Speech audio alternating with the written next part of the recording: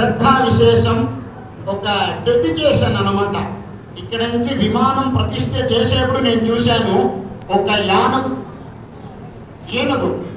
ఏనుగు పైన కూర్చొని ఒక ఊరేగింపు లాగా ఆయన ఇక్కడ ఒక పాదం అక్కడ ఒక పాదం పెట్టుకొని ఆ ప్రతిష్టానికి ఆ విమానం ప్రతిష్ఠ చేశారు. మీరందరూ చూడొచ్చు, చూసారా? అంటే ఎంత